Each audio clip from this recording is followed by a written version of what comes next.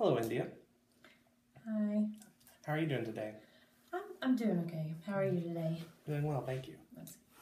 All right, so during our last session, you kind of explained some things that have been going on in your life that have been bothering you. Some of those include you're kind of afraid or you try to avoid conflict at all costs. You find it difficult to speak up and defend yourself sometimes, and then that has actually led to some bitterness towards your friends.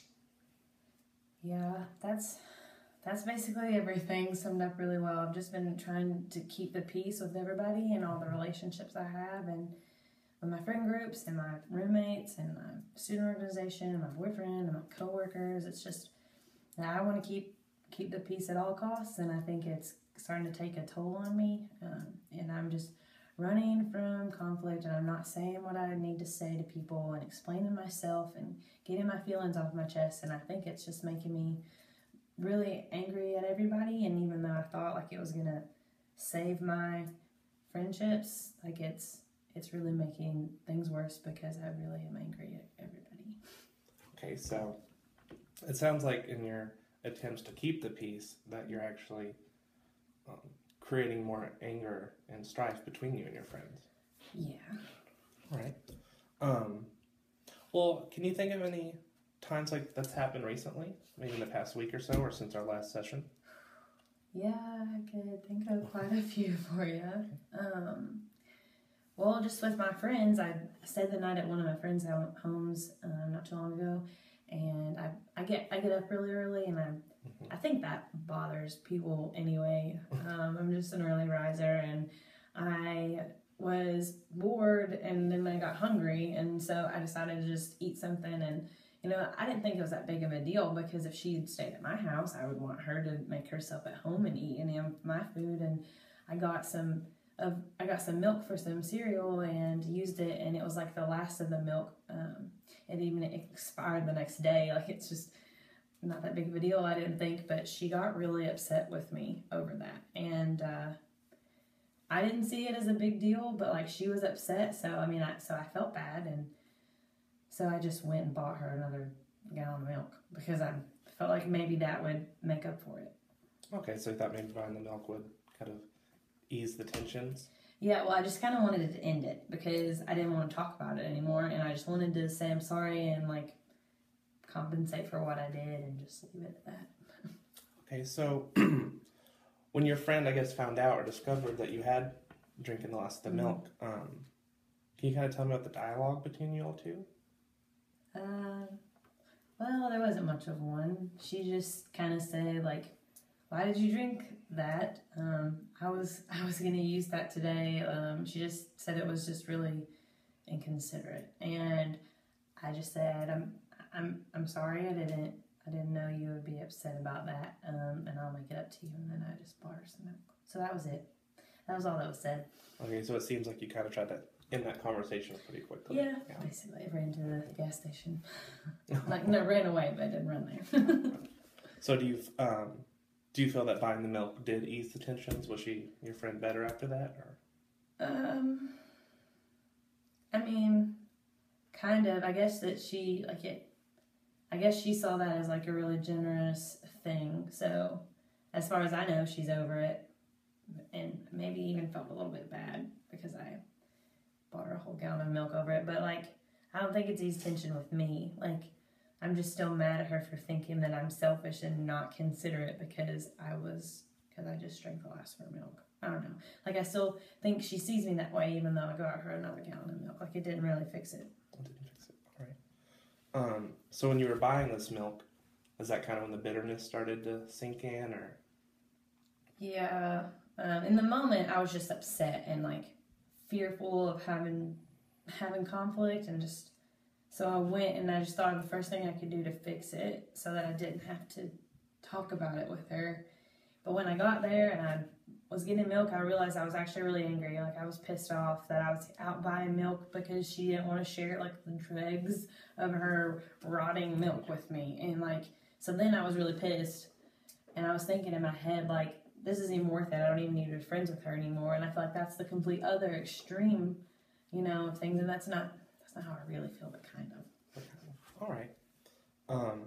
You said you had multiple stories. Do you have another event that... Yeah. So a bunch of my friends stayed the night at my house. We had like a party, and everybody was drinking, and everybody went to bed, and I woke up early again and decided to clean the house up. I poured out all of the drinks because, I mean, there were a lot of people at the party that were I didn't know them well, and I just don't trust people with open drinks. Like, that's just, I mean, they tell you not to do that. So I poured out all of the alcohol, and one of my friends got really upset with me because she said I wasted her alcohol, and so I bought her more alcohol. It's expensive Band-Aids. Oh, so it's kind of similar, like the milk. Yeah, going out and, basically. This time you mentioned there were more than one person, I guess, at the party. So yeah. Did they kind of chime in too, or? Yeah, a lot of them said, like, it was lame, like I should know people aren't roofing us, and the alcohol's really expensive, and that it wouldn't have spoiled that fast, and so I did kind of feel like everybody was mad at me. You felt kind of ganged up on? Yeah, I did. I did feel that way. So what you told me is it's kind of been affecting your interpersonal with your friends, your interpersonal relationships. Do you find this affecting your work at all, or in any other areas of your life? Yeah, it's probably not as bad at work because I'm not really close to any of my coworkers and stuff. Just there are lots of employees, so you're with different people all the time. But I think that I'm kind of stressed still at work because I don't want anybody to want to confront me over anything. So I just try to do everything. And I think that kind of leaves me with people leaving their stuff for me to do because they know that I'll do it. And so I feel like I'm doing other people's jobs, and that makes me bitter of them and really tired. But at the same time, I don't want conflict with my boss. I don't want to disappoint my boss or my supervisor or anybody. And so I guess it's kind of stressing me out like that. But I'm just trying to avoid conflict at all costs, and it's just kind of draining me. It's kind of draining you. So you're saying your other employees, they kind of slack on their duties because you'll pick it up. Yeah. So kind of feeling a little taken advantage of.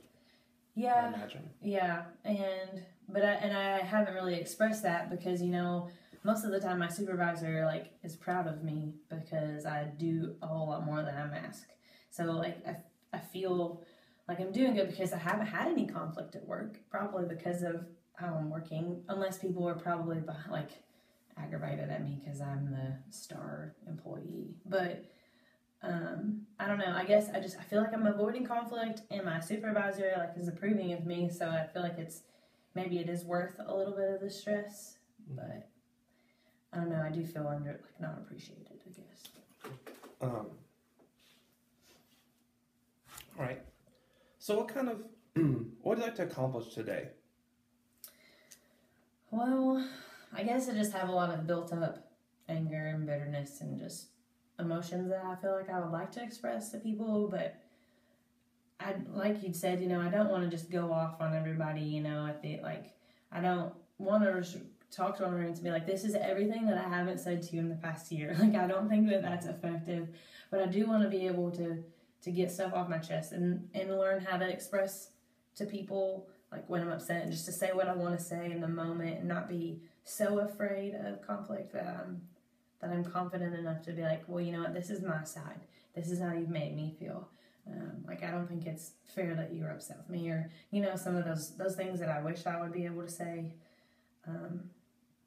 But other than that, just maybe managing conflict, just understanding maybe some ways to manage it, because maybe my fear of it is that I don't know how to handle it. I don't know. And it seems like you've been kind of bottling up all these emotions because of the avoidance and conflict, and you don't want those to come out. Yeah. Spill out. Now you said that you had developed some bitterness towards people. Let's talk about that for a little bit. You said it's kind of created a rift between you and your friends and coworkers. Yeah, elaborate that. Yeah.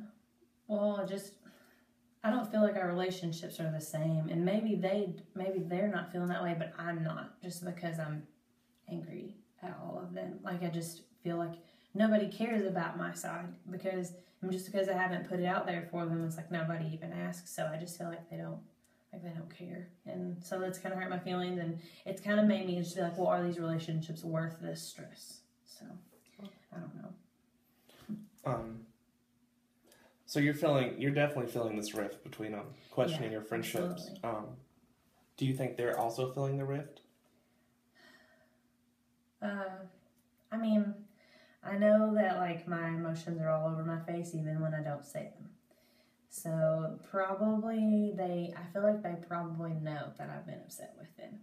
And because of my bitterness, I feel like I've pulled back a little bit, like I don't hang out with them as much. I don't really talk to them as much and stuff. So I feel like they probably are aware, like, that I'm upset. So they can definitely tell too that something's going on. Yeah, I think so. Well, you mentioned some of your goals saying kind of you want to be able just to say what you want to say and not, hide from conflict. Yeah. And kind of resolve this bitterness. So I think I'll have you do some homework for next session if that's all right with you. Oh, yeah. One thing you can do that I find effective is maybe write kind of like a short story, not something long at all, and just maybe write where the main character does stand up for herself, and then that gives you a way to express what you'd want to say. I could do that. Right. And also, in addition to that, I find that journaling, you could keep a journal and maybe every night or every other night, just kind of write down some experiences you've had during the day and what you felt during these experiences with conflict and what you think they felt as well. Okay, I can do that. So with the short story, I just write it about in like not situations I'm in, or do you want me to make them about me but not really? I mean, that's up to you. I think the main focus should be having the main character, if you want to model that after yourself, just show some standing up for herself and saying the things I wish I'd say. Exactly. Okay. So I can journal about, how I'm feeling about real situations and then also make up these other situations. And maybe if I can think of things to say in situations, I'd be a little more, I'd have a little more confidence to say, okay, I like that a lot. All right. And then eventually once we kind of have a few more sessions, we can even role play. Maybe take some things out of the journal, real life situations, and I can be the other person in the story, and you can be yourself, and we can kind of have some dialogue how you think you want the dialogue to go. Okay, yeah, that would help. I think that would help me a lot to just be able to get things off my chest to you, but it also to prepare me to do it for whenever it's real people. I like that idea a lot. All right, well, that's good. Do you have any other questions before we end today? No, can you just remind me what my homework was? Sorry. Yeah, just the journaling, maybe writing a fictional short story. I can do those things. Yeah. Okay. Well, I will definitely see you next week then.